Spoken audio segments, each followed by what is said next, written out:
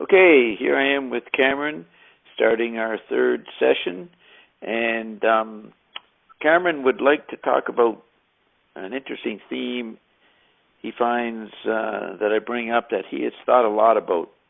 It's the cul-de-sac theme. So lead off with that, Cameron.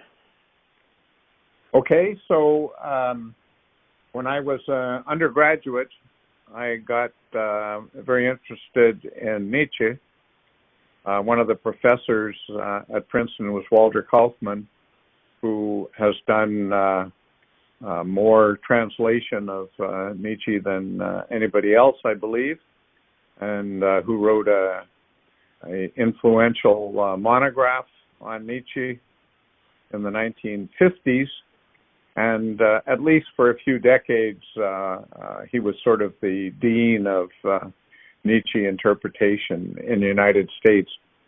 So I didn't always agree with Kaufman's take on Nietzsche, but I was certainly spurred to read Nietzsche and to think about him. And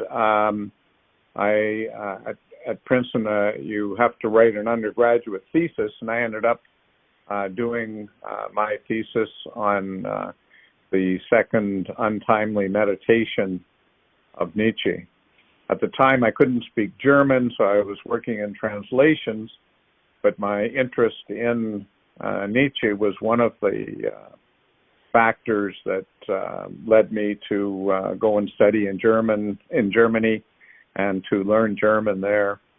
And I've remained highly interested in Nietzsche ever since, and often discuss Nietzsche in my blog. So one of the when factors... When are you at Princeton and studying Nietzsche? Late 60s? Yeah, well, I graduated in 66, so the middle 60s. Okay. And when did you go to Germany or learn German? In I went to Germany in 1970 and studied German there as a second language in Munich. And then for the next 30 or so years, I was regularly in Germany again, and gradually came to be able to think in German or dream in German, which is that's sort of the test if you know another language well. Okay. Now, didn't you visit McLuhan in 1970? Yeah, although I now think it must have been the fall of 68. Okay, so you're thinking... You've graduated in 66. You're thinking, where do I go next? You're interested in McLuhan. Did we ever talk about how you discovered McLuhan? How did you become aware of him in that period? Actually, while I was still at Princeton, my dad brought up McLuhan. My dad was a great nationalist, you could say, so that any time he ran across somebody who was a Canadian and seemed noteworthy, he would phone me or write me a letter and bring it up. And through him, I began to read a few things of McLuhan. I think he might even have sent me McLuhan Hot and Cool after it was published in the middle 60s. Well, that was published in 67.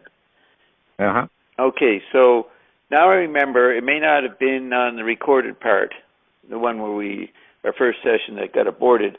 And now I remember you telling me how your father would turn you on to different things. And yes, sir. He wouldn't read McLuhan himself, but he thought it was good for you, right? Exactly. Yeah. So you find McLuhan in 67, 68, and you said you visited him in 68? Yes, sir.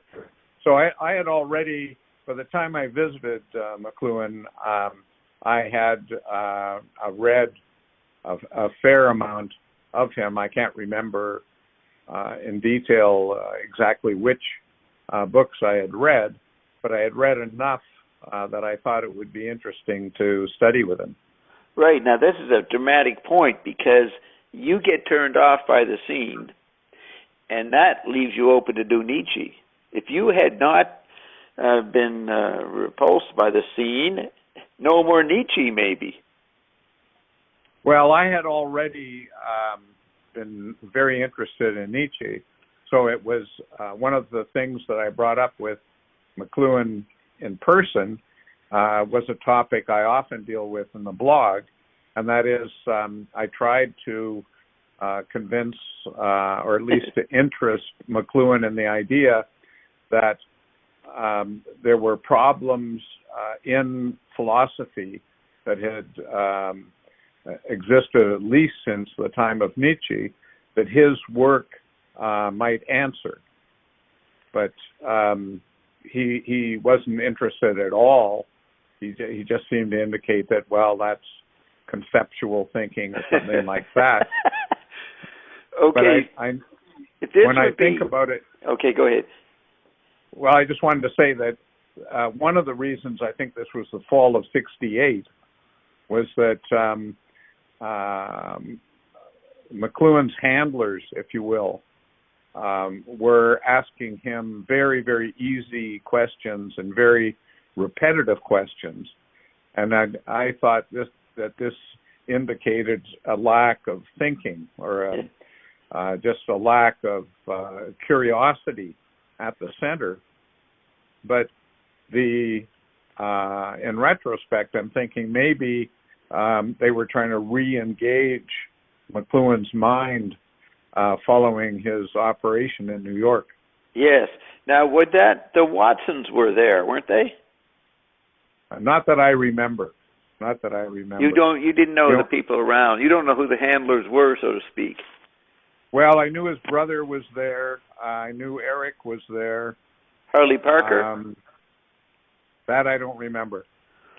Okay, so, yeah, that's right. It's a year later from his surgery, but he's very sensitive to noises, and, yeah, maybe. We have the recordings of him with Tony Schwartz through '68, and he sounds pretty normal, even though he had the surgery just a few months before. Yes, but I've seen some interviews of him, maybe through you, where he actually sounds quite acute, not too long after the operation, yes. Surprisingly acute. Yeah. Yes. But he sounded anything but acute when I was there. Okay, so there was something dull. Handicapped was the vibe around him. Yeah, that's what it seemed to me. It may have been a stupid observation on my part, but that's what I felt, and I just gave up on the idea of trying to work with him. And is that based on visiting 2 or 3 times, or just one time in that period, that week, that year? Well, I had a good friend in Toronto with whom I was staying, and I suppose over a week's time, I was at the center maybe 4 or 5 times. Right. So you had a chance to observe it. And did you experience a Monday night seminar? Public seminar? Not a Monday night seminar, but a afternoon seminar. Yeah. Some sort of graduate seminar, supposedly. But man, it was just so dull and so unimaginative compared to seminars that I'd experienced at Princeton that I just thought, well, this isn't something I can do. Yeah. And it was slow. You knew McLuhan had surgery at the time? That I can't remember, but I don't think I did. Right. And now it's slow because the students didn't understand what McLuhan was saying? Well, it just... what I remember is that McLuhan would say to students, well, what's the new word? And then the students would sort of go around, and one would say, oh, the twist, or another one would say psychedelic or something, right? Yeah. And eventually, and McLuhan wouldn't really react. And then finally a word would come up, and he'd say, yes, that's the word. And he would begin to talk about it or something, right? And I tried to ask, well, how do you decide what the word is? Right? And he would either get angry or ignore it. So at you, he'd get angry at you for asking that. Yeah, or not really angry. Right, just a little irritated. Just dismissive.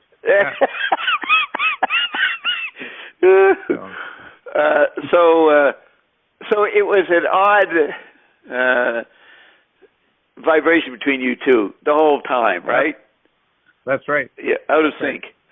Okay, so so when you go and do Nietzsche in Germany in '70, are you still watching McLuhan? And a freak cliche archetype comes out in '71, Counterblast in '69, Cultures Are Business in '70. Were you aware of those books coming out? I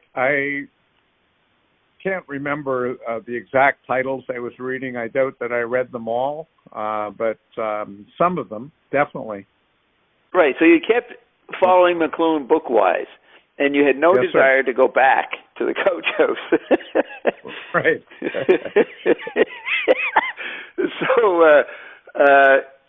So now we come to the point here is that the cul-de-sac idea you've become aware of in the mid-'60s or in '70 when studying Nietzsche. So let's talk about the cul-de-sac as Nietzsche presented it. Right. So for Nietzsche, the entire Western civilization entered a cul-de-sac with Plato, basically. And then the civilization goes through 6 steps through which it discovers that it's in a cul-de-sac. You're saying the time of Plato is a cul-de-sac? Yeah, already, yeah. Nietzsche says that. Yes. So in his History of an Error, which is basically the traversing of the cul-de-sac of Western thought, he begins with Plato. So the first step in this cul-de-sac is I, Plato, am the truth. Mm. And Nietzsche sets out 6 steps and then comments on each one. And with the I, Plato, am the truth, Nietzsche's comment is that this makes sense, that this is sort of a good idea, but progressing from there presents problems, right? So when he gets up to Kant, let's say, at the end of the 18th century, he says that Western thought now does not believe that it can get in touch with the thing in itself, but it believes that the thing in itself can still be directive, can still supply some sort of ethic. And he calls that a pale Königsbergian fog. And these Königsberg is where Kant taught and lived. Right. So, okay. So what are the 6 phases historically? What's phase 2? That's past Plato, right? Yeah. I'll have to... I'm looking at your note you sent me. Progress of the idea, it becomes more cunning, more insidious, more incomprehensible. It becomes a woman. It becomes Christian. Right. So after Plato, the second step would be that the church develops a theology based on the truth, but the truth is no longer something immediate, as it might be thought to be with Plato. It's now mediated through the church and through church dogma, through the sacraments, etc. And Nietzsche regards this as a feminization of the idea because it's kind of Plato with makeup, if you will. Yes. Okay, we don't want to go into much detail. So what's phase 3? Right. The old sun in the background, Nordic and Königsbergian. Right. So that's what I mentioned before. At the end of the 17th century, the possibility that humans can relate to what Kant called the thing in itself is denied, but the thing in itself is still regarded as a directive for thought, as something that thought can aim at, and even as something that can supply some sort of ethic. Okay, now each phases are updatings of the cul-de-sac. Correct. It's advancing into the cul-de-sac. What was that word? It's man. That man seeing into the cul-de-sac. Is that what you said? No, advancing into. Each step is a step of advance into the cul-de-sac until the cul-de-sac becomes plain as what it is. Yeah, but is Plato in a cul-de-sac? Well,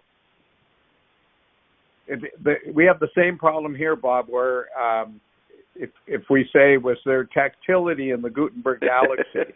Well, there was tactility, but it didn't know it. It was the attempt to think aside from tactility, but in order to do so, it had to implicate tactility, right? Yes. So the Nietzsche's notion of the cul-de-sac is that it begins with Plato, and but Plato didn't engage with that idea. Plato didn't perceive that he was going into or was taking this road that had no exit. Okay, so the cul-de-sac is what is going to be Nietzsche's time in full bloom. Absolutely. That's okay, right. I got right. that. So then you've got the cockcrow of positivism. That's the 19th century? Right. Yes, the beginning of the 19th century, Kant, in the later part of the 19th century. It's the idea that the thing in itself that we're supposedly given direction by and yet can't grasp is useless, right? What's the use of an idea that we can never have? Right? And so he calls that the cockcrow of positivism, is to realize that the thing in itself, or truth, or God, is unreachable, and therefore we should get rid of it. Okay, did we talk about the chemical elements last time? Yes, we did. So, not in this context, but we did talk about them, and certainly the era that we're talking about here was also the era of the chemical elements being discovered. Right. So how do you relate that to what Nietzsche's noticing? Is there any connection? That's a good question. It has several answers. Chemistry had a great boom all during the 19th century. But at the end of the 19th century, chemistry, physics became aware of difficulties that they didn't know how to solve, right? So the chemistry was based on the atom, but nobody knew what the atom was. So the discovery of the atom and the atomic structure and the electron and all that stuff, that comes at the beginning of the 20th century.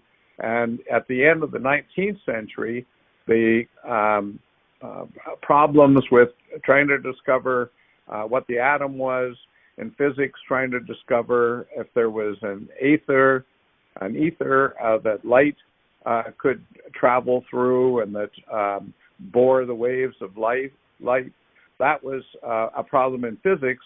So you could say that the hard sciences as well as the humanities entered into a cul-de-sac in the latter part of the 19th century. Okay, now remember we brought up McLuhan's biological metaphor.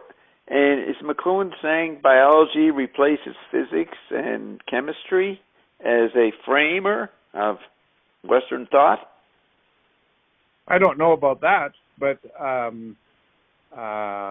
my impression of some of your stuff is that you don't mind saying something close to that.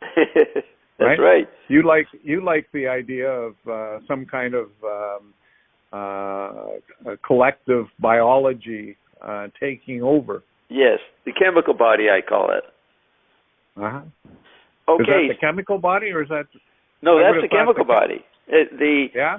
Yeah, that's the beginning of Claude Bernard and the interior landscape and the bag of chemicals, McLuhan calls it. Human body's a bag of chemicals, and Western chemical physics and biological knowledge dominates the world. That's the Western imperialism going into the 20th century. Right. So I guess I would. Go ahead. I was thinking of your advance from there. That at least my impression is that you find biology, the organic life in entities that are not the entities of regular science. They're the media themselves, you could say. They're forces that are anything but chemical. Yes. Okay, let's just put that aside for a second and finish this. Sure. So this cul-de-sac at the end of the 19th century you just described, that's Nietzsche's time. Does he talk, like you still got 4, 5, and 6, are they part of Nietzsche's thinking, the cul-de-sac? Oh, yes. Yeah, absolutely. So we actually did talk about 4, which is positivism, which is to say that what we can see and touch and hear is all there is. Yes. There isn't anything in itself that lies beyond all of this, right? So and that's what I mean by biology as a framer. We get the extreme of materialistic atheism or science saying this is all there is, what we come up with. Correct. And then, what's left over religion is the anti-environment to that. But the early 20th century brings in an interest in retrieval of occult systems as a counter to positivism. Now, Nietzsche went into that stuff, didn't he? Well, I don't know about if he went into the occult. Nietzsche went insane in 1990 and died... 1890. 1890. 1890, yeah, I'm sorry. Absolutely. And when did he die? He died, I think, in just after 1900. I don't know if he died in 1900, 1901, 1902. Okay, I can look that up. But so 5 and 6, he's dealing with this. What does he come up with? Two more developments of closer completion of a impenetrable cul-de-sac or something. What is he doing? So, well, you mentioned that the second half of the 19th century was sort of the high tide of materialism. Yes. People thinking that they had a good handle on what the real was, and by thinking about the real as materialism, they would make the same advances in the humanities and social sciences as the hard sciences had made, thinking about the same thing. Yes. So what Nietzsche says is that there's no the step 5 is that there's no real reason to call this reality. It's just before we could say reality was the thing in itself, or God, or truth, or something. But now what we're saying is that all of these entities sort of fall away, and all we have is what we perceive, what we can touch, materialism. And so Nietzsche says, but then people said, well, if what we used to call reality is gone, why are we transferring that to materialism? Why don't we say that materialism is just one possibility that we in the West might entertain, but there's nothing any more true or real about this materialism of ours than there is about any other conception, right? So let's just drop reality and say that we're dealing with some fairly subjective notion for reasons of utility or something, right? Right. So you're including 5 and 6, the way you've laid it out here, in what you just said.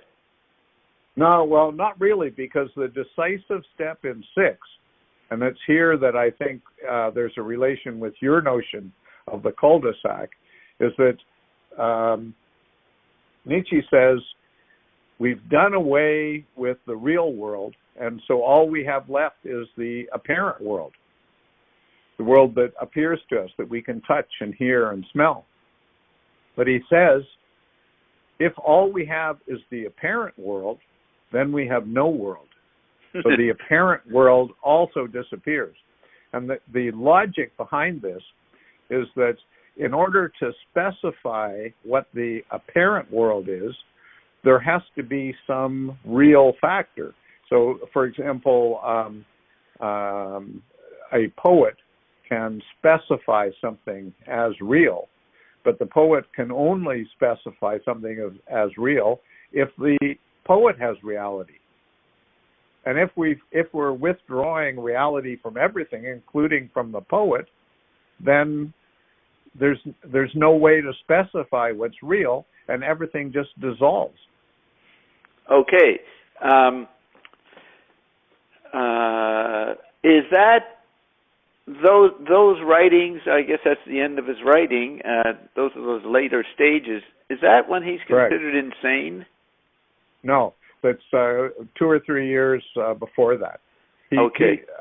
Nietzsche was writing with a fever pitch before he went insane, and I think he published 4 or 5 books in the late 1880s, just before he collapsed.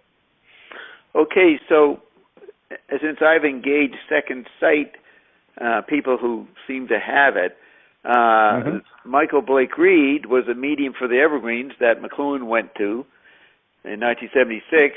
I discovered Michael in 1980 and then did many sessions, 64 sessions for over 24 years, most of them $500 each. So I spent a lot of money on them.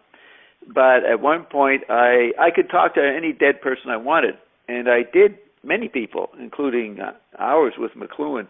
But I did Nietzsche. And Nietzsche said that he faked the insanity because he was sick of his audience, sick of attention. He didn't want his fame anymore, and he just wanted to be left alone. So he put up that wall. Maybe on the other side, he was coming up with an alibi for his silly behavior. I don't know, but that's an interesting thing that. And Mark Stallman was part of that session, I think, and Mark thought that was pretty interesting. So, anyways, so you have that. Now, one night in a McLuhan seminar, Monday night seminar, he was talking to somebody, and I was standing there eavesdropping, And he started going on about how Nietzsche studied effects. He was almost saying Nietzsche was an early mediacologist. Does that make sense to you, that McLuhan would say that? Yes, it does. It's McLuhan, to me, is can be frustrating at times because he'll say something and you'll think, well, that's a kind of an interesting statement, but then it's hard to follow it up. And so I spend a fair amount of time at the blog looking through McLuhan's writings and trying to specify things that he says in terms of quotations taken out of his books and interviews over many years. Okay. All right. So the cul-de-sac, as a McLuhanite, I look at these 6 phases and I can see the technology of the day creating an environment. It's easy to project media dynamics on each phase, right? Yeah, it's easier for you than for me. Okay, that's a good point because you do remain stuck at the cul-de-sac. Well, maybe. But that's why when you say that, that's one more reason that I'm very interested to know how you see the cul-de-sac. Yeah, how'd I get out of it? See it differently. Yeah. Well, my whole idea of McLuhan that I even presented to him is that he does have ideas to get out of it. But I don't know that you and I have the same view of that. Okay, you presented that to McLuhan? Yes, of course. Because okay. I had. Was it the cul-de-sac idea? Did you use those words? Absolutely. Yeah. Well, I don't know. I could have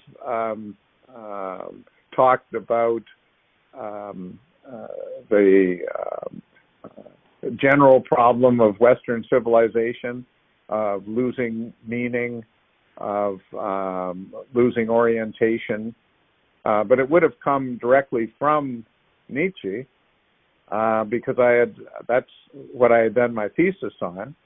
And my whole approach to McLuhan was that I thought that the work I had done on Nietzsche and the work I had done on Thomas Kuhn on the structure of scientific revolutions brought an interesting angle to his work. And as I say, he just dismissed that as conceptual stuff. Right. So let's.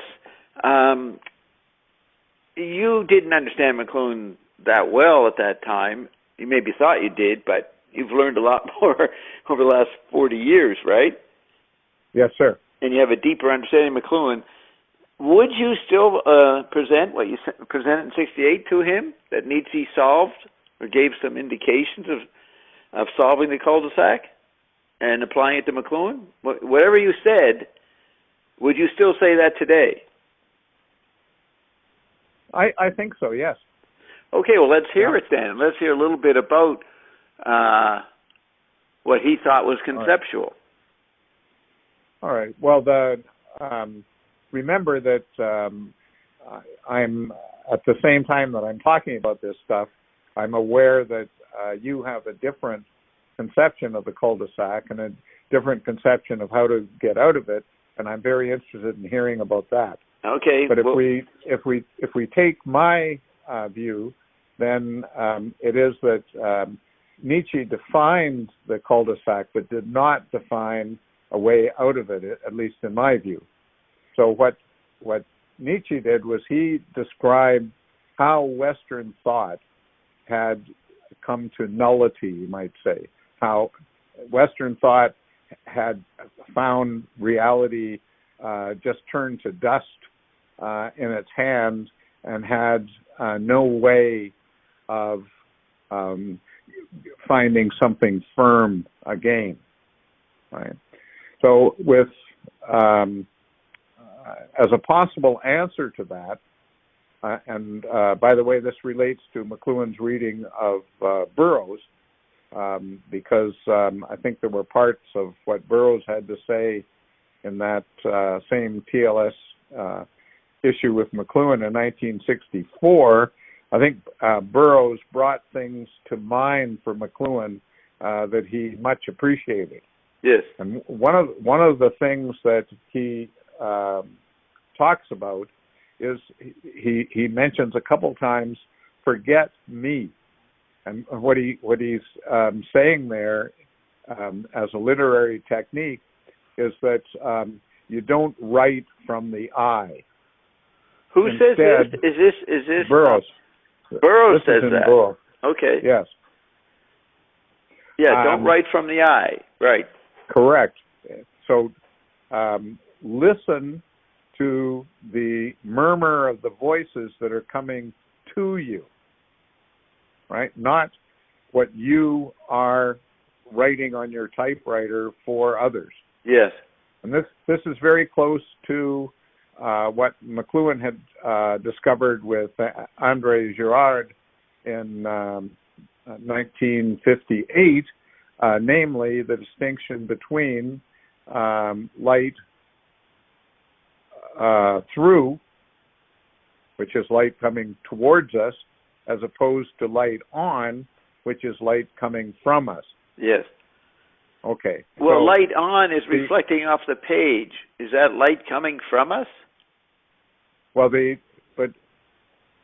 distinction is light through as through a stained glass window. Yeah. And light and light on, which is what we produce, what we certify, right? The whole mechanism of the cul-de-sac for Nietzsche turns on the idea that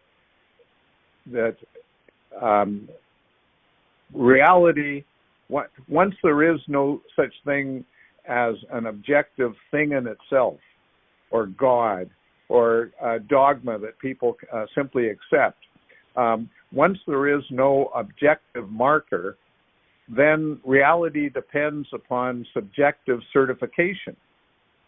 And then Nietzsche says, well, but if subjective certification itself depends upon reality, then there is no subjective certification, therefore there is no reality. End of story.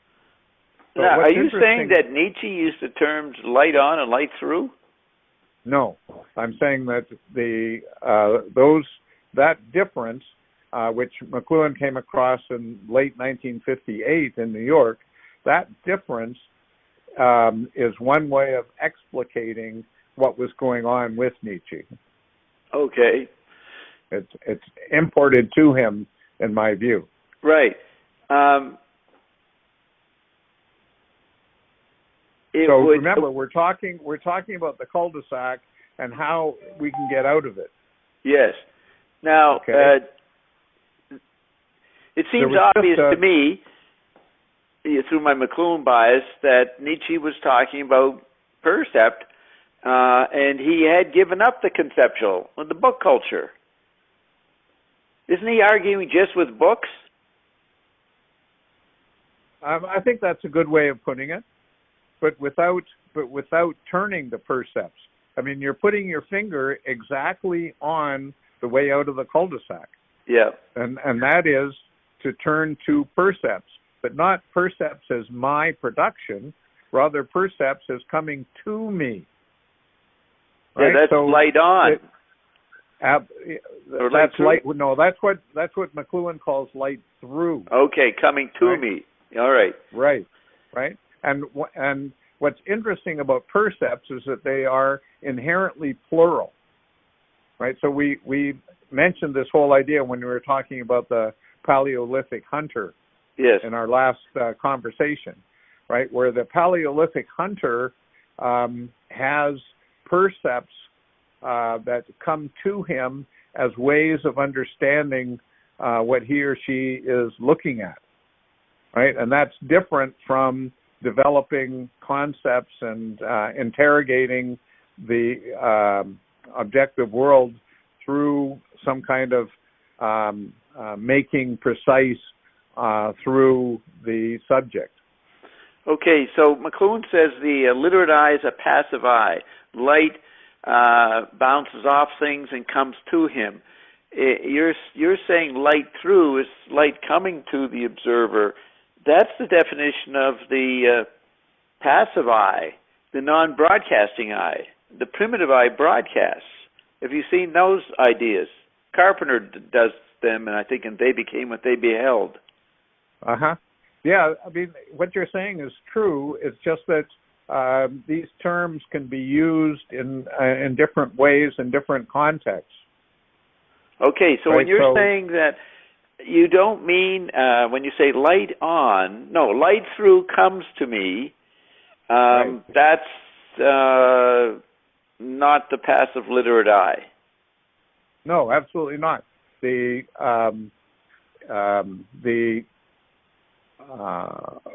percepts are inherently plural, and the literate eye that finds itself dissolving through its own questions and through practical problems that it can't solve, that literate eye depends upon perceptions that it doesn't acknowledge. It builds conceptions on top of perceptions that then hide the perceptions. Right. Okay. Right? So Nietzsche didn't fully understand that, so he didn't move into percept, is what you're saying. Yes. And now in Verbivocal Visual, 1957, McLuhan comments on Wittgenstein, who came to the edge but refused to jump into the abyss. You remember that sentence? Vaguely, yes. I know it's there. That sounds like the same criticism you're making of Nietzsche. He couldn't jump into the abyss of percept. Yeah, so, I mean, what's the abyss? The abyss is the gap of transformation. Acoustic space. And the thing that I learned from you the last time, or that emerged in my brain from our conversation, put it that way, is that the difference between visual space and acoustic space is the difference between light through, that is to say, perceptions coming to us, because the ear doesn't have the same kind of active function as the eye, right? So you have the ear is the organ of light through, and the eye is the organ of light on. And ultimately, McLuhan will want to say you need both. But coming out of the 19th century, the great need was to understand and to live in the acoustic world as supplying potential answers to the cul-de-sac. Right.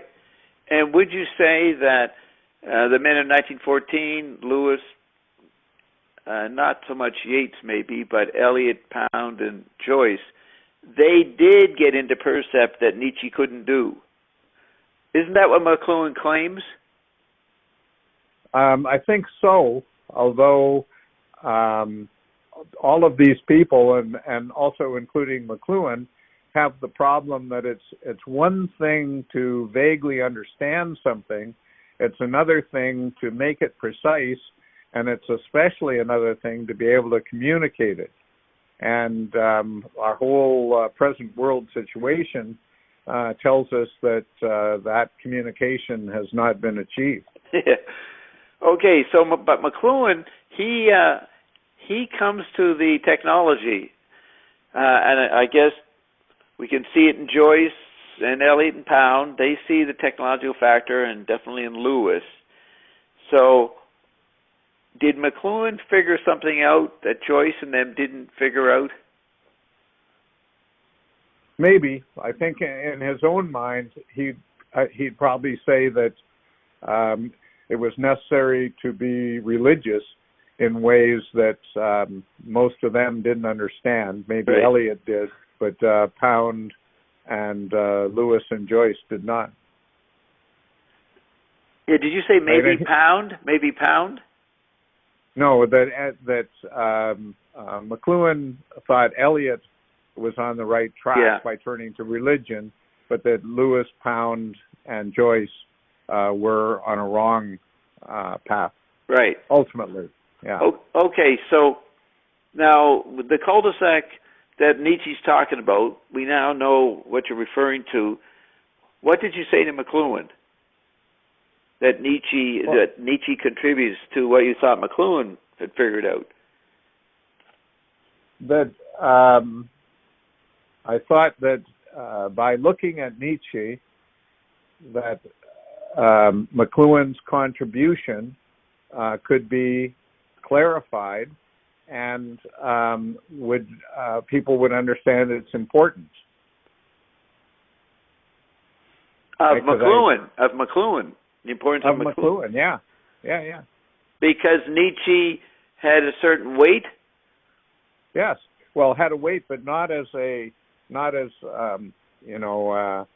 with not X million mentions in academic papers or something like that, but as a guy who articulated the fate of the modern world. The what of the modern world? Fate. Okay. Yeah. So I see McLuhan dismissing all book culture because the electric age just wiped it out. And he had to be careful talking that way, but we found him really blatantly doing it to the art critics in 1970, right? We talked about that in the last session. Uh-huh.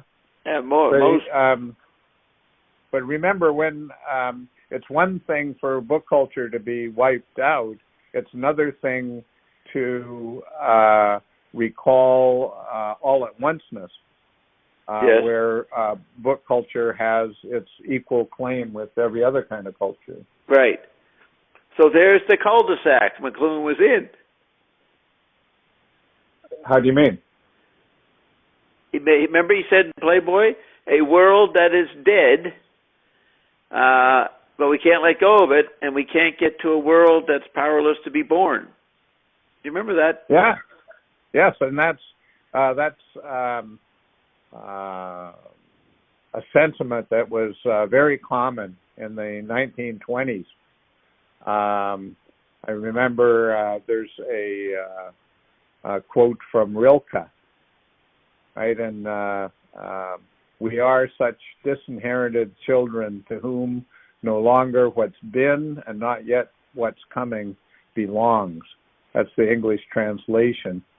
I can't recall the German off the top of my head, but that idea that we are disinherited children was used by Eric Heller. I don't know if you remember that guy from the 50s and 60s, but quite an acute observer of the You mean scene. the San Francisco longshoreman?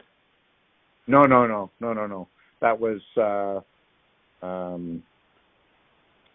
you're right that it was Eric something, but not Heller. Oh, who's Eric Heller? I don't know Eric Heller. Yeah, he wrote a book called The Disinherited Mind. Oh, okay. Which I thought was excellent in defining the cul-de-sac. Okay, so what was I going to say there? You were thought just before that. They were the 1920s. They were called the Lost Generation, right? Absolutely. And that's so perfect in retrospect. They're all disembodied, discarnate in the radio world, which is an amazing new medium, and that'll loosen your bearings. Yeah. And then politically, look what happened. I mean, huge, retrieve tribalism or mass man at the speed of light. Sure. That's going to intimidate that generation. Sure, but this reminds me of something you said in our last recording, and you were referring to contemporary times and saying that the effect of the cul-de-sac now was going to be felt in civil wars. Yeah. And I think you're right. I think when people are disinherited and lost, they become desperate to find a way out. Yep. And so the potentially great contribution of somebody like McLuhan would be to show that there's a way out that doesn't involve violence. Yes. Right? And so McLuhan over and over again talks about how if you're lost, you tend to become violent, and that if we are to solve problems of violence in the modern world, then we have to secure identities, right? And this is almost, this topic right here is what I tried to present to McLuhan either in the very late 60s or 1970, but he was not interested. Well, their terms were wrong. you right? You agree? Yeah. I'm not trying to claim any credit. I should have pursued the idea. I should have just stayed in Toronto, and I didn't have to study with the guy. I could have just gone to seminars. I didn't have to go to University of Toronto. I should have done something like what you did. Yes. Yeah. I knew one had to keep hanging around him because he had more to unfold. Right. I knew that. But so you just said you went in 68 and 70. You weren't sure which the date was. It's a one-time visit for a week. Right. Yes, and you think it's late 68. Now you just jumped to 70. It's not 70. It's 1968, right?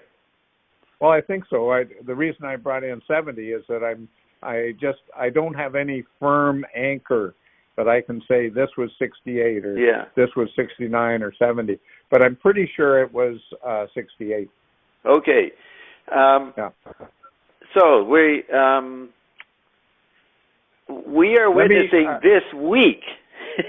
The drama of what we're reviewing is really blatant right now in the King of the Mountain, America. It's pretty incredible. So let's try to help the situation with what we think we got here. Okay, so we got a cul-de-sac.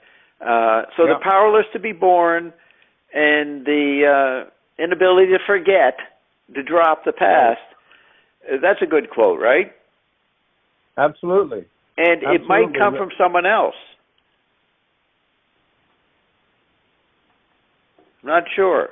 In my mind, I think he was quoting someone else. But if you know where he said it other than there, maybe it was his. Yeah. So let me just read a sentence that I sent you an email, but I probably sent you too much email for you to have gone into this stuff in any detail. Yes, but, I'm actually right in the middle of the crisis in the White House. I am a direct advisor to it. All right. You want to hear? Here's a neat anecdote. Do you know who Sidney Powell is? Of course. Okay, so you're not totally ignoring the news. You're up on the characters. Oh, well, this morning before our conversation, I read the lawsuit that she filed in Georgia. Oh, I didn't know it. So she did do it yesterday. Well, I'm still doing Wednesday. Late. I haven't gone to bed yet. So it was late last night. She filed in both Georgia and Michigan. Both are, one of them is 100 pages and one of them is 75. And she introduces a lot of evidence concerning mathematical improbabilities, probable software manipulation, gaps in the security of the machines, gaps in the security of the ballots themselves, etc. So it'll be very interesting to see what happens. Yeah. And did she get any coverage in the ABC, CNN world? Well, I don't know, but I never watched that stuff. Oh, okay. So, well, that's the issue. They won't cover her, but maybe they have to now. Of course they won't. Okay. Nah. So listen to this. They'll just ignore it. Okay, so my assistant in Georgia as part of our business. And he got an email out of the blue from Lynn Wood and Sidney Powell. Now, I know how they would have found out about him, because they're aware of me and Carol and my partner in Atlanta that meets with Trump occasionally. He got an email asking them to come to one of their offices, Lynn Woods or Sydney. This is Wednesday, and when he gets there, the first thing Sydney says is, "Bob going to help us save Trump?" That was her question on her big day. And so I heard about this later, but my assistant said, "Well, I don't know what he would say to that. I didn't know you'd ask that. He doesn't know you'd ask that. He didn't know, so I have to get back to him, and then I'll tell you." So then I told him, "Sure, yeah, I'll help." So there's levels of involvement here that are too strange in this context. But they do involve Second Sight, so that's another point here. Sidney Powell is very aware of what we do, what I do, the scandalous stuff that I do on the radio. And it's an amazing story, but I don't want to get distracted, but that's what I mean. I'm directly involved in the drama of what's going on. Good. So, let's get back to the ivory tower quickly. Yeah, so, but the thing of it is that just as in the 20s, the ivory tower is deeply implicated in practical affairs, because the cul-de-sac into which the ivory tower has collapsed is spreading into practical affairs in a way that's very dangerous. Yes, and the ivory tower is what I used to call the solar government, echelon, the satellites around the planet that are organized for espionage purposes or maybe other stuff too, by New Zealand, America, Britain, and Canada. You know about echelon? Yeah. So that's the 5 I's. Yes. When I write it, I don't write 5 EYE. I write 5 AYE. And what's that? The British saying "I" in Parliament? Well, just I meaning yes. Yeah, the 4 yeses, 5 yeses. Exactly. Just whatever you say, sir. Okay. As we talk, so there was the cul-de-sac of Nietzsche's time. Then there's the cul-de-sac that goes further than Nietzsche because there's newer technology in the men of 1914's time. Then there's the cul-de-sac of McLuhan's time, and then we have our cul-de-sac. And my story in this, what we're reviewing, I bring it to the tech body, which is a very dramatic phenomenon if it's real, right? This is an incredible cul-de-sac. Now, you tend to say that every generation or school of thought doesn't get out of the cul-de-sac, or they don't want to. You talk about this in different ways in your blog, right? Yes, sir. Yeah. So, but it's a very, very complex thing that is more complicated than an inability or an undesirability or something like that. It's a kind of fate of the world, and how to think about it is deeply embedded in the whole problem. Okay, so I run through 6 phases. Nietzsche's dealing with the global village cul-de-sac and all the different media dynamics of that era. Well, let me, Bob, if I can, what I'd like to do is I'd like to indicate a place in your book that nicely brings out what Nietzsche was talking about. Okay, so good. On page 50 Okay. you have a quotation near the top of the page from McLuhan's notes on burrows. This is page 50 of your book. It's 52 of PDF. This is the one that begins Burroughs disdains the hallucinatory drugs, or the other one? No, this is the print page 50, and Joyce was sure he had worked out a formula. I have it. For total. Okay, good. Okay, good. So, Joyce, I'll just read two things. One is from McLuhan on Burroughs, and that's from December 28th, 1964. So he must have written it in November or October or something of 64, which is a couple months after he and Burroughs had appeared in the Times Literary Supplement in, I think it was August. Yeah. It was August. Yeah. Okay. So he says, Joyce was sure he had worked out a formula for total cultural understanding and control. The idea of art is total programming for the environment. It's tribal, mental, Egyptian. It is also an idea of art to which electric technology leads quite strongly. We live science fiction. The bomb is our environment. That's one of my favorite quotes. Okay, good. So let me read another one for you. But remember, he says, like Burroughs. You didn't say that part. Like Burroughs, Joyce was sure he had worked out the formula. Oh, yeah. Okay, sorry. You've got a couple things in quotation marks there. Yeah, yes. Interesting. Okay, good.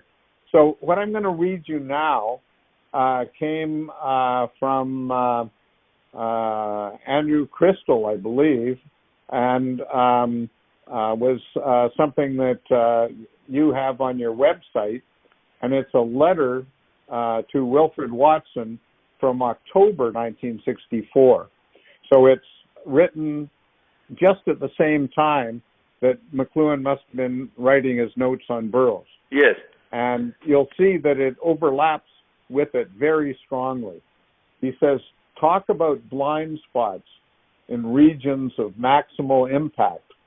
Looking at the diabolical principle just now, that was a 1931 book of Wyndham Lewis. Looking at the diabolical principle just now, I read loud and clear that art must be totally environmental. It must be the content of nothing whatsoever. Ergo, the vortex equals total involvement, equals Lewis wants nothing less for art than the power to create total environments for life and death. There must be no art as content of some other set of skills or interests. I find it a bit staggering to confront Lewis as a man who really wanted to be Pontifex Maximus of a magical priesthood.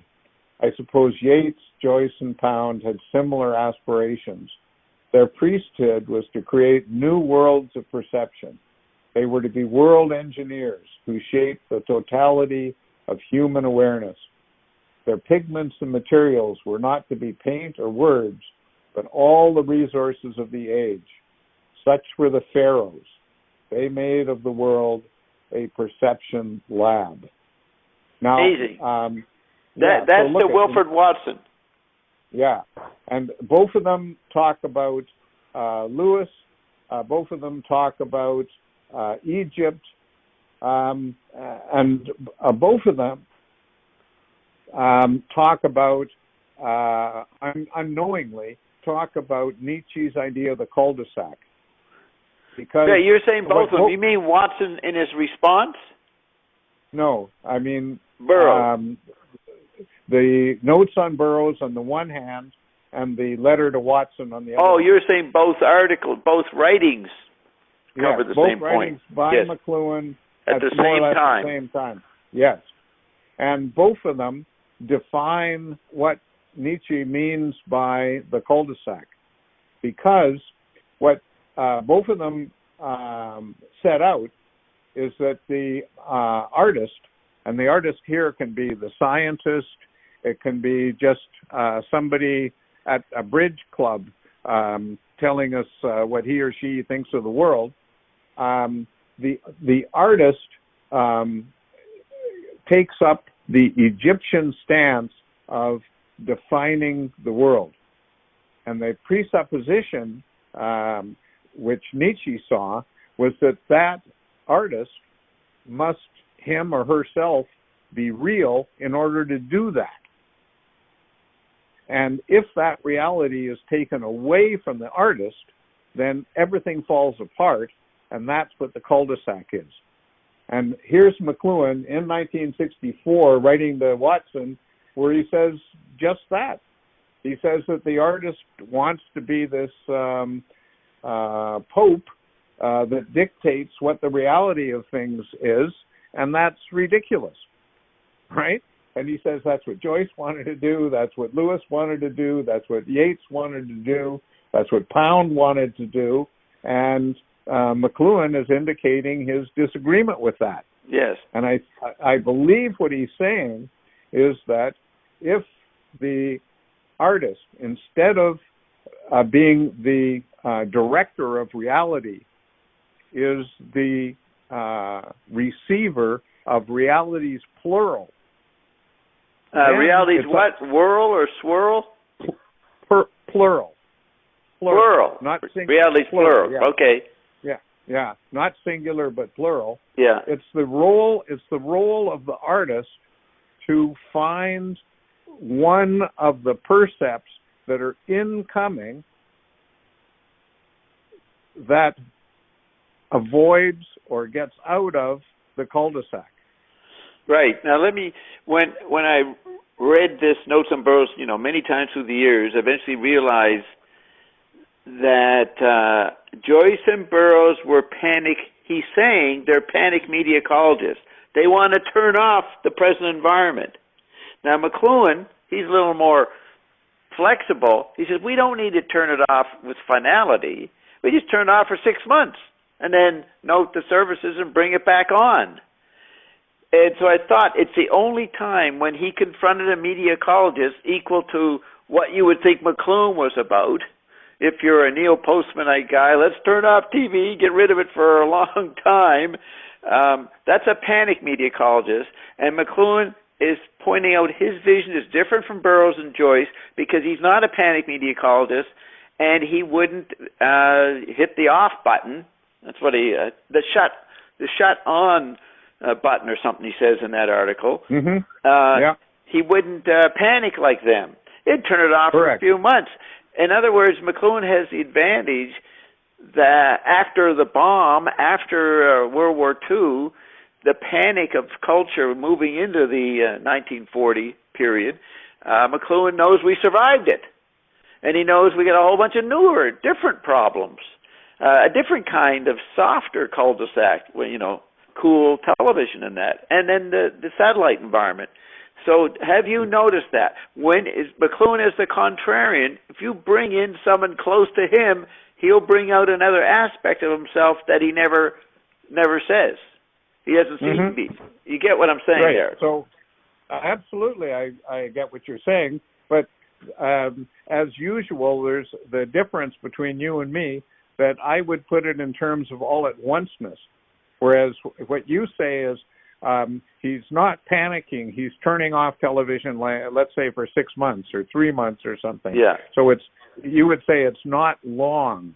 You would say the media are compatible enough with each other that only a temporary dislocation is needed. Yeah. So, and the way I would rephrase that is I would say these media are contemporary.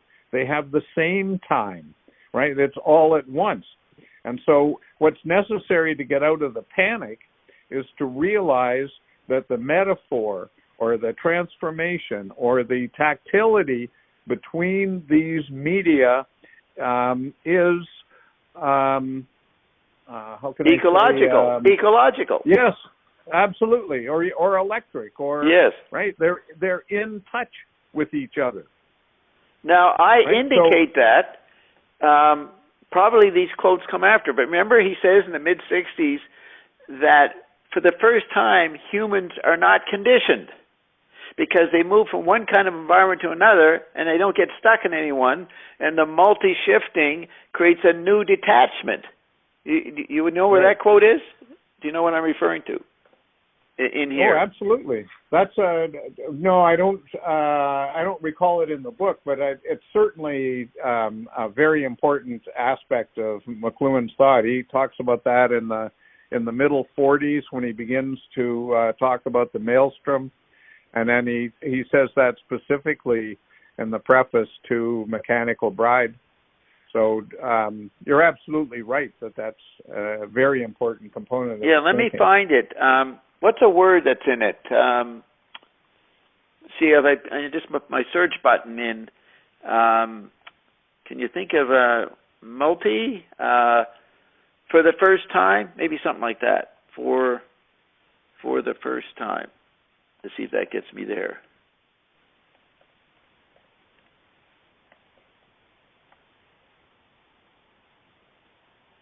Yay, it did. It worked. Yeah? Okay. Okay, so let's see. What page is that? It looks like 128. And is that PDF or print? PDF. Okay. I mean, PDF, this is what I get when I go to the New Aspirations Journal and click on that one.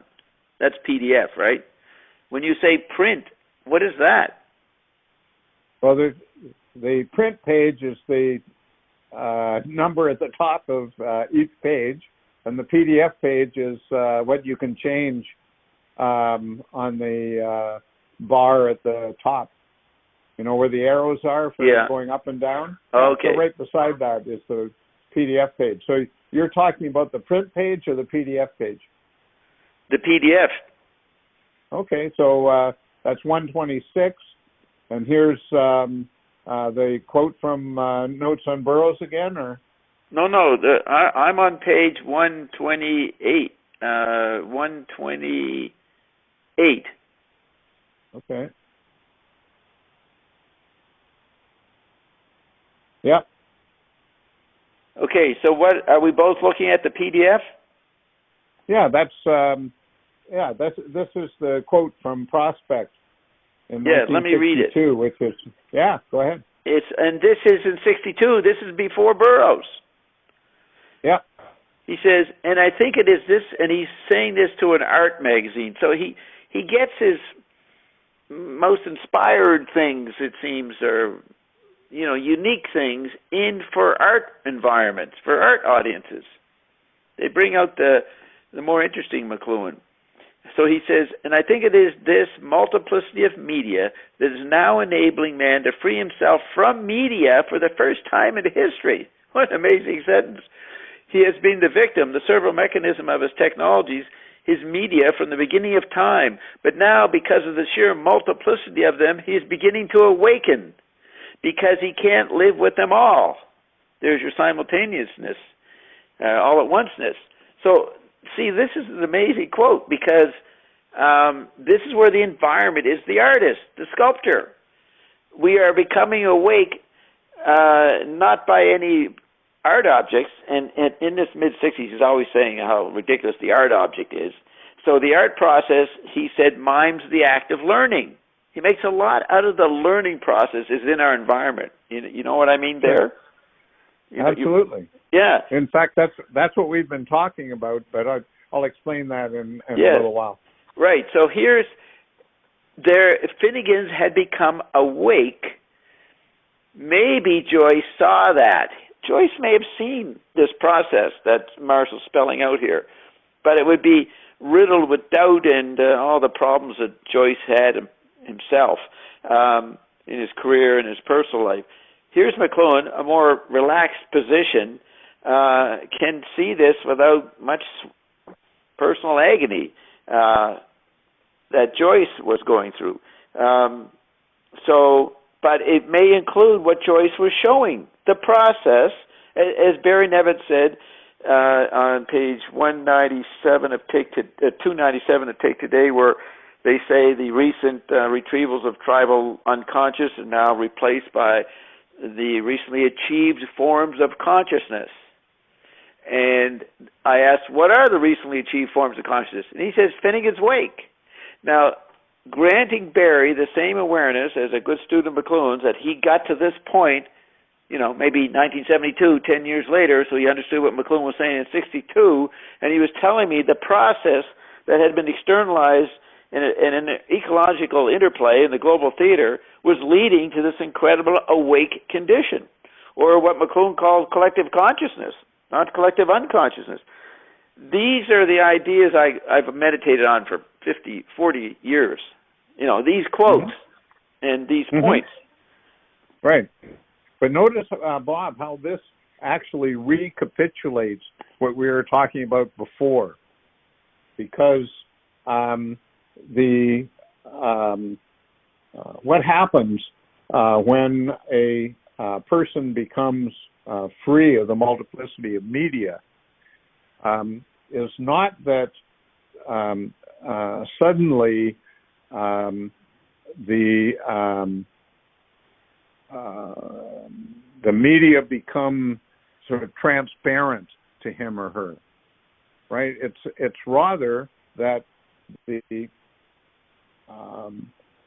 a change in the direction of media.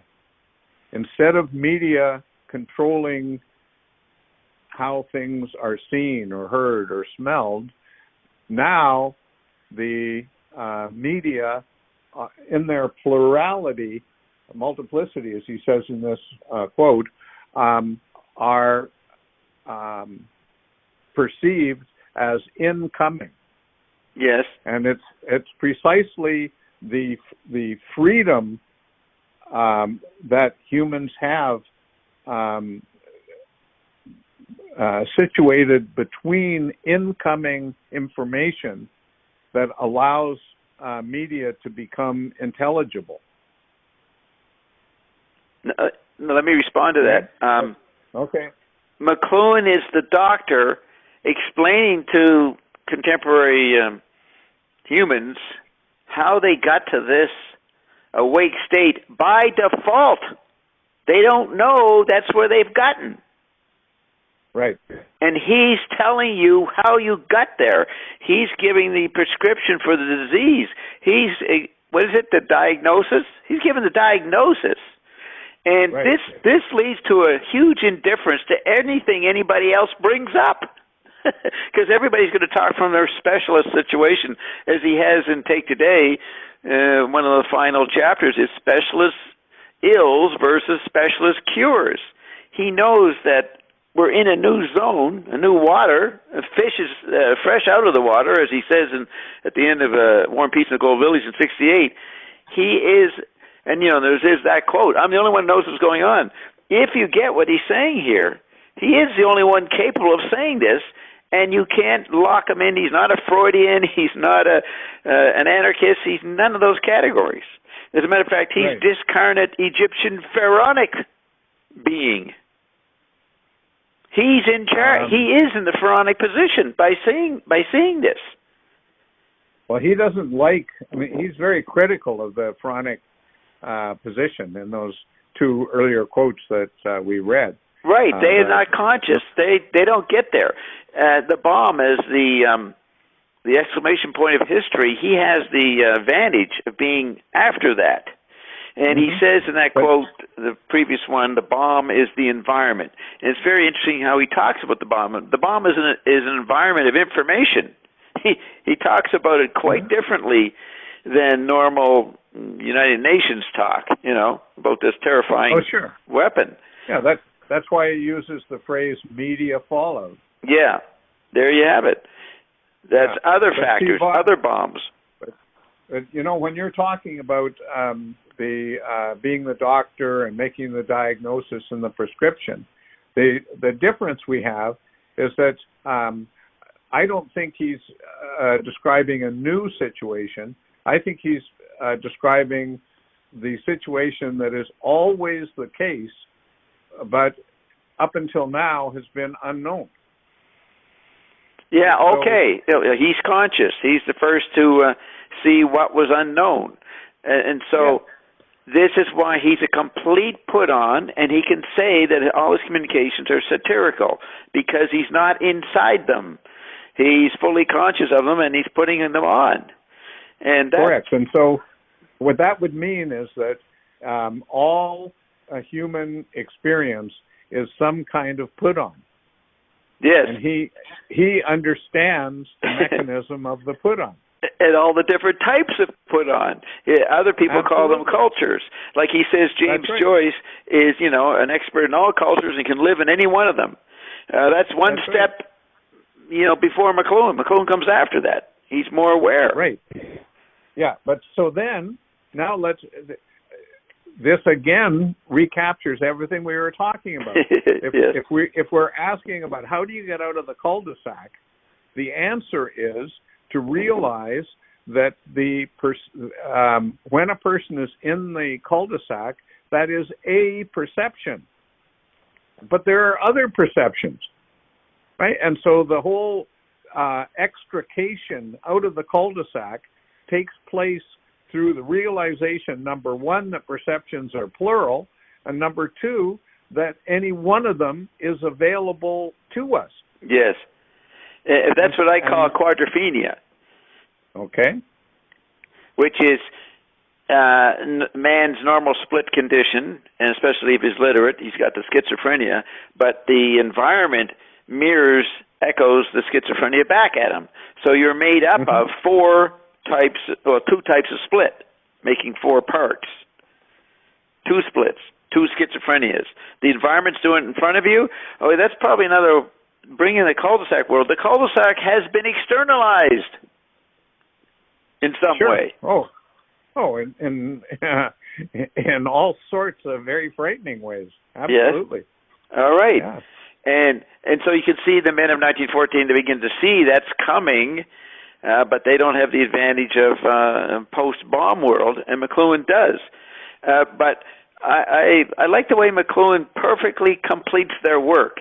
And I call them all, those 4 or 5 guys, including Yates, vorticists, because they all contributed to the Lewis scene there, besides the painters and sculptors around Lewis himself. Joyce and them are working on other parts of the vorticist dilemma, which he spelled out pretty good in Blast. McLuhan is a vorticist. He's carrying on those guys' work. He's a member of the union. I agree with that. Yeah, and so Carl Williams, or one of those guys, maybe it was Carpenter, talking about the exploration group and the division between their specialist activities. But Carpenter says, and McLuhan thought poetry was the solution. And now, if you think of little books and little poetry, that's not going to mean it. McLuhan didn't mean a couple of poems by W.H. Auden or something. Poetry was the media poetics, a new meaning. That's what he was writing about in that letter to Watson. Yes, and that's where you get cliched archetype. That's the theme in that letter. They're talking about how to do the book. And Watson is a pretty aware guy, and he's a playwright doing multimedia plays out there in Western Canada. He's a good guy for McLuhan to talk to.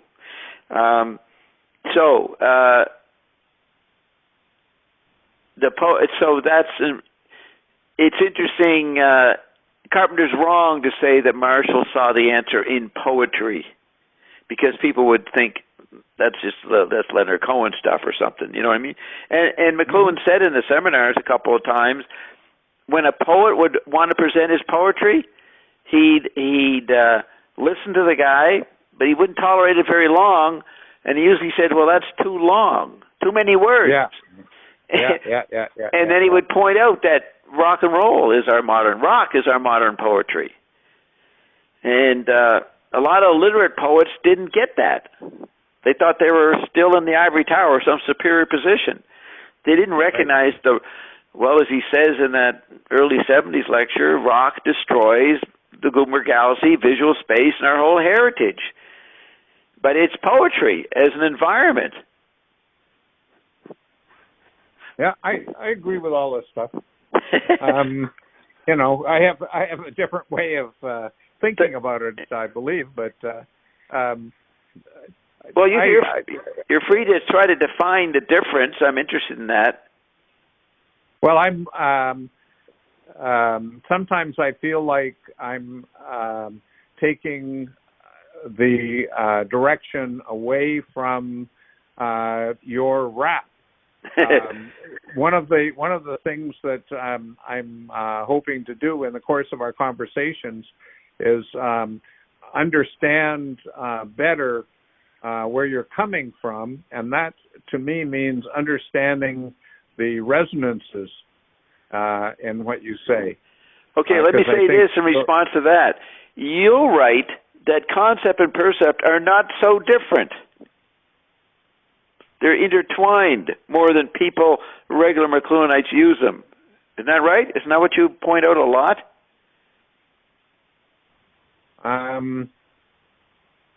Yeah, it's the problem is that percept and concept are subject to the same dynamics as medium and message, or figure and ground, or center and margin. Right? These things have a range over which they can flip. So you can have concept as figure on the ground of percept, but at the other extreme, you can have percept as figure in the ground of concept. Yeah. And then all of the possibilities in between those two, including the middle, where they're in resonance. Right. Now, remember in They Became What They Beheld, he has a visual pun, an overlay. You know those things, Trump Leals, where the glass, outline of the glass can become an old lady's face. And he says, literate man flips them back and forth. He sees one, then the other. And pre-literate man does not flip them back and forth. Isn't that relevant to what you're just saying? Maybe. If he's saying pre-literate man doesn't flip them, does a pre-literate man see them both at the same time? Or we cannot conceive how he sees them. It's just we're not conditioned that way, that simply. Yeah, no, I can say, yeah, he sees them at the same time, but it might be even more than that. Yeah, I agree with that completely. That's because that if we say that modern humans have reverted to the Paleolithic hunter stage, saying that is different from being that. And you could say that the disinherited children of the post-Gutenberg galaxy era are trying to learn how to be what they are. Yeah, that situation. And that's why, and he started to see that with unisex. You know, the biological form was getting blurred by the discarnate electrified form, and it dimmed down the visual categories of race or gender and all that. Now, though, so then I do the global village, global theater, global membrane, then I go into the Android meme. So what is that? And I think that, I mean by that technologies aren't extensions of human faculties anymore. The last one was a satellite, the extension of the planet.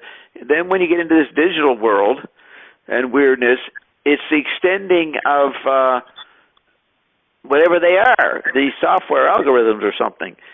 Whereas Eric says in his book, what's that one in 1998, the electric breakthrough, the electric language. Oh yeah, electric language.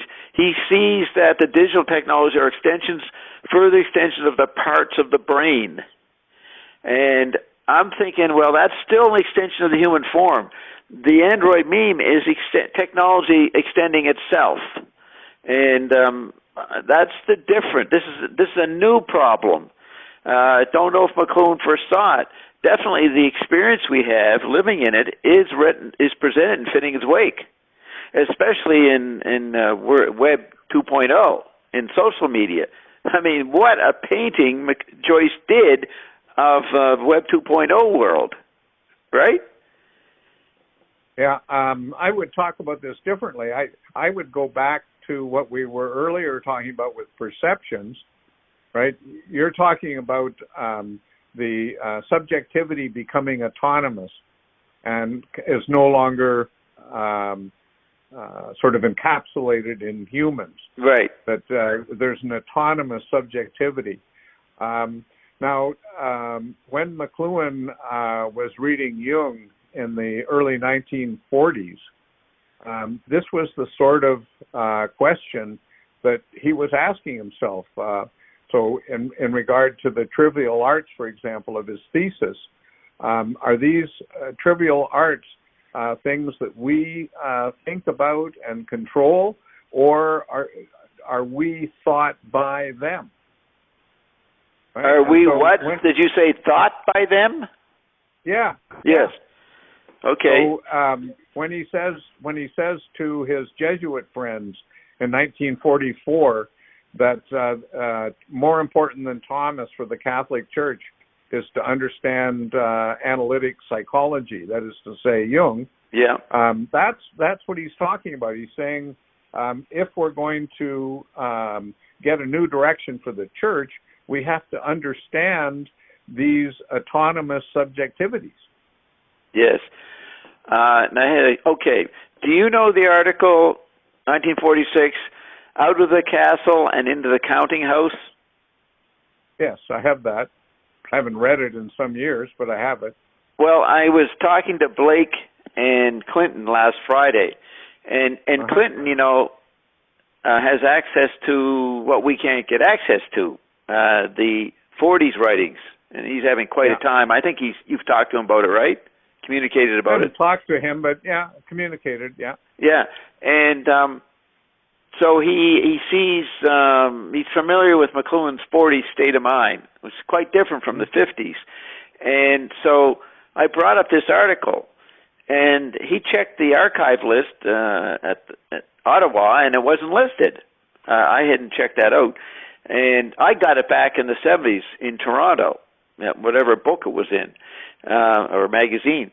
So he was able to find it online and have a PDF, and he gave it to Blake, and so we were Zooming, so to speak, and so we started to read it, and they were so amazed at it that we just kept reading it, and we read the whole thing. And Clinton, who'd been trying to figure out how to write something summarizing what he had learned from the 40s McLuhan, he realized this article is the summary. And it was incredible. All the different aspects of his grievances in the 40s were in this article. So my first curiosity was, were you aware of it? Go back and read it. A lot of my Bob's Medicology album, one of the things I used to say on the radio, Everything's Disappeared, he was saying that in the 40s in this article. Humans were gone, just as he says in 1950, Orwell's describing 1900, not 1984. And he says that in another place in Take Today, he says Orwell's describing 1934. But such a vast cancellations of human experience by the 20th century is in that article. So I recommend it because it's not listed. I don't know how I found it. I don't think it's in the bibliography. It might be, the one that Mark Stewart made and the guy in Florida. Do you know where you saw of it? How did you discover it? No, I can't remember. It was years ago. Yeah. But probably in one of the bibliographies. Yeah, but it's funny, it's not listed in Ottawa. Yeah, sometimes things there are listed in funny ways. I'll have to take a look. Yeah, check that. See if it's really not there. Okay, so you just quoted the 40s. I got refreshed on what his amazing statement in the 40s was in that article, which I just re-experienced on last Friday. But let me just go from something you just said. You were talking about disappearance. Yes. And the sixth step of Nietzsche's History of an Error, which is written, I believe, in 1887, the sixth step is that more or less we got rid of the real world, and we were left with only the apparent world. But but when we have only the apparent world itself is dissolved. Yeah. Right, and that's disappearance, right? Yeah. So the whole cul-de-sac that Nietzsche describes is the disappearance of everything.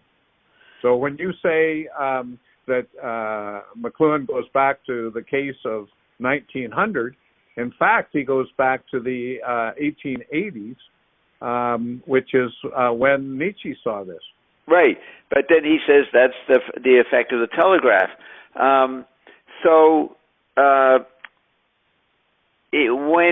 When Nietzsche says reality is gone, McLuhan comes along and shows the constituents or elements of reality by inventorying the media of the day.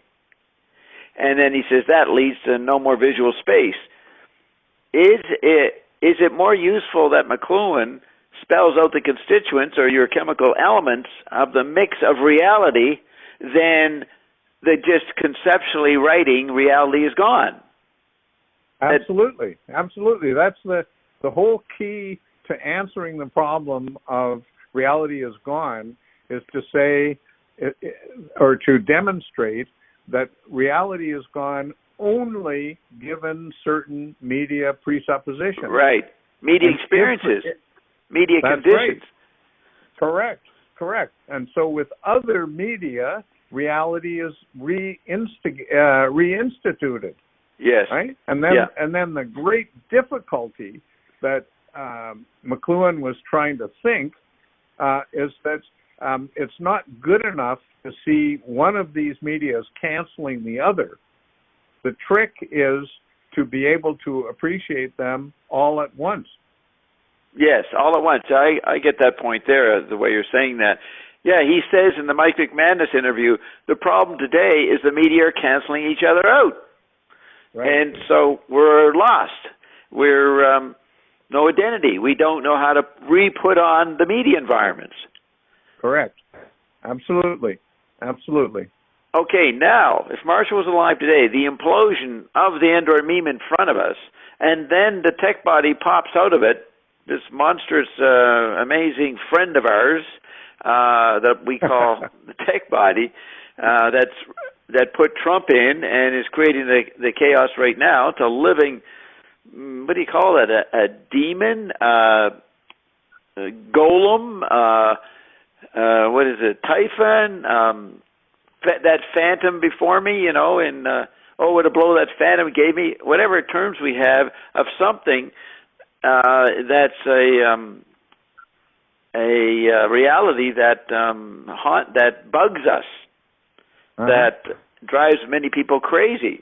To have a ghost in their home really actively disturbing their environment all the time, that's the tech body. So it's hard to describe the tech body, but the merger in the Android meme, the implosion within the technology external to us, that subjectivity that's out there. Derek Dekurkoff has written a recent essay on the disappearance of self, time, and space.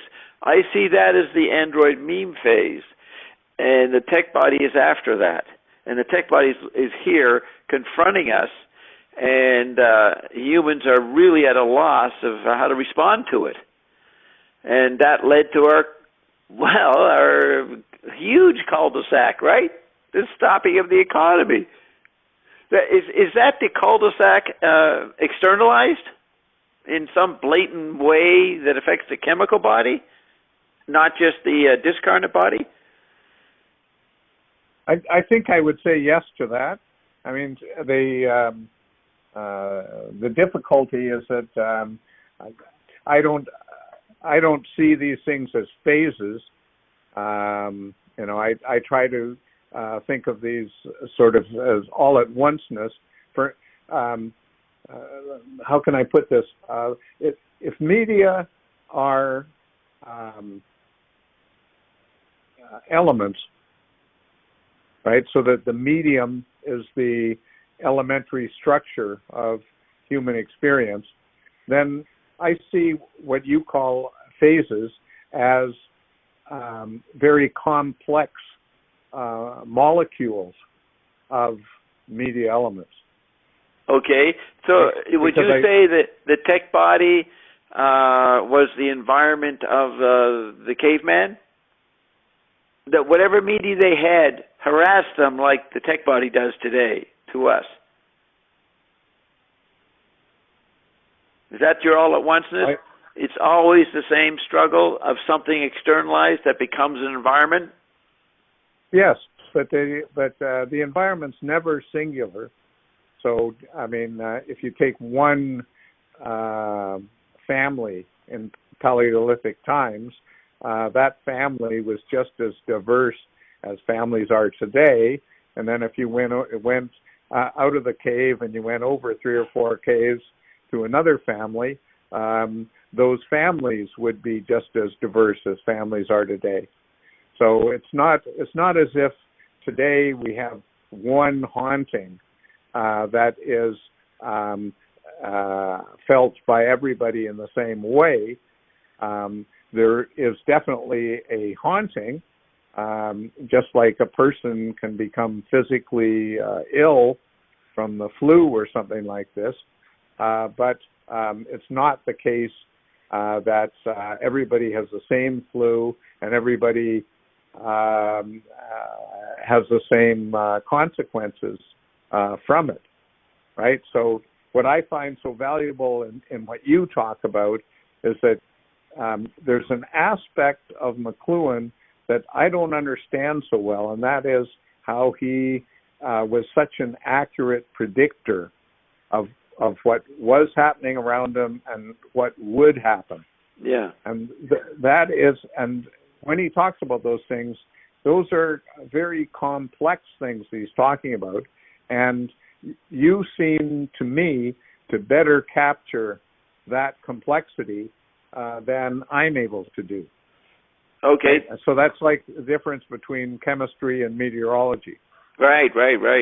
Okay. Which we began with. That's what you first proposed to me. Yeah, a couple months ago.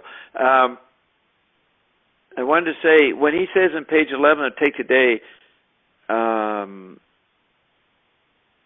he says something, and then he says, but man is still the content. Are you talking about the same man as content through all of the technological phases?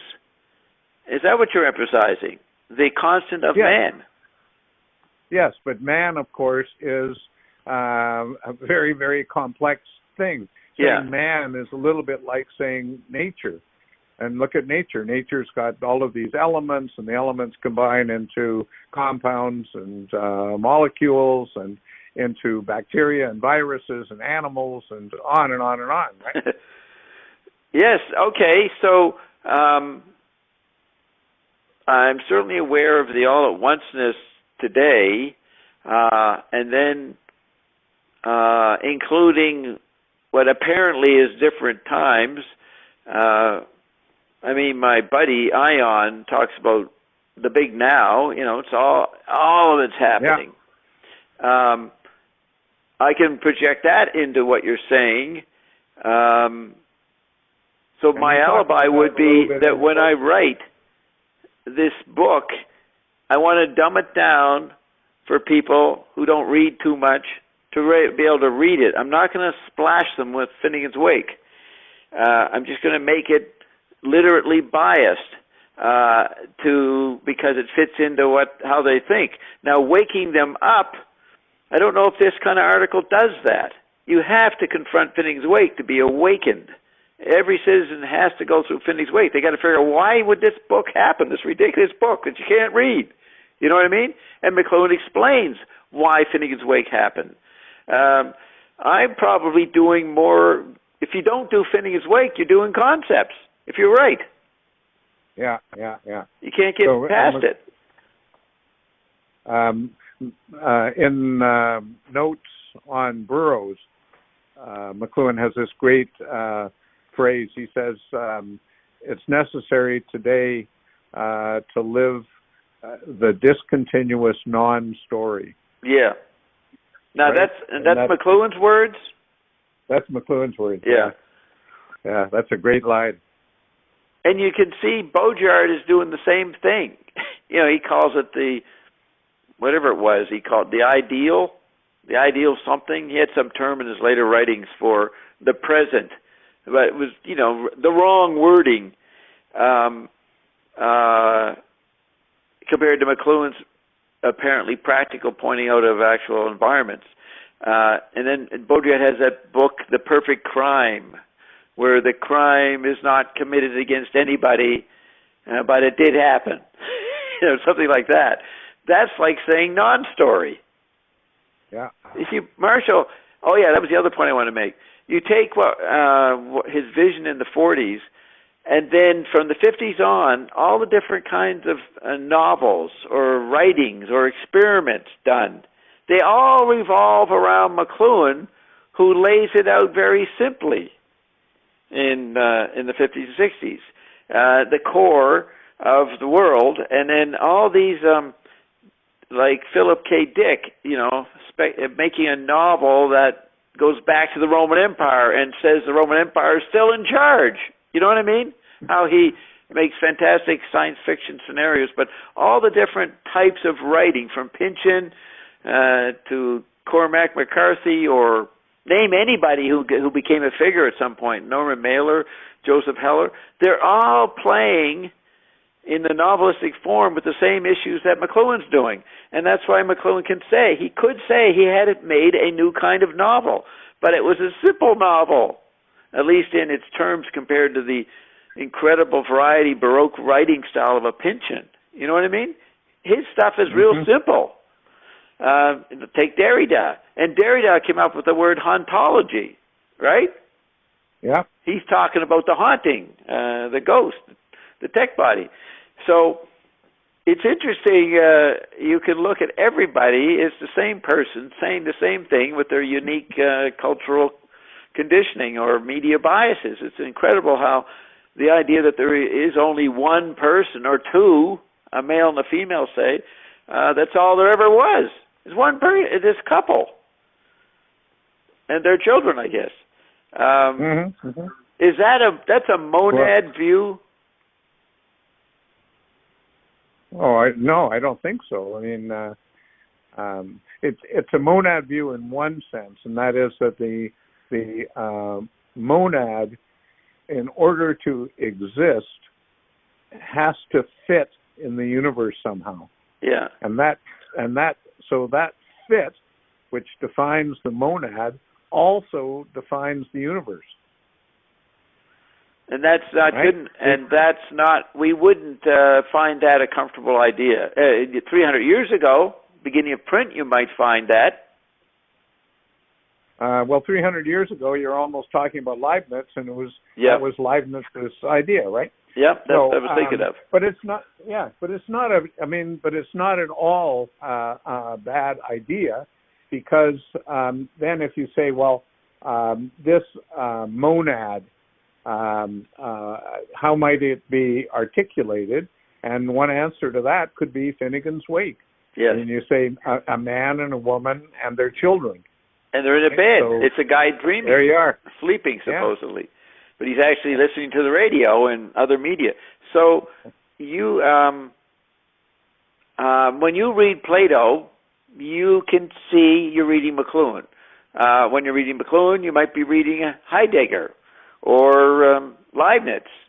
That's how you read McLuhan. Correct. I read all of these people as voices. Just like when I listen to you, I hear different voices and try and figure out sort of their orchestration. Yeah, their orchestration, their temporary hierarchy. Okay, well, that's pretty neat. I think we understand each other better after Definitely. After this conversation. So what would you look at next? Well, I think it's been a disservice to you to jump around in the book because you've got so many things going on and so many hours talking to different people and stuff. It's asking too much to say, oh, look at page 40 and now look at page 63 and all this stuff.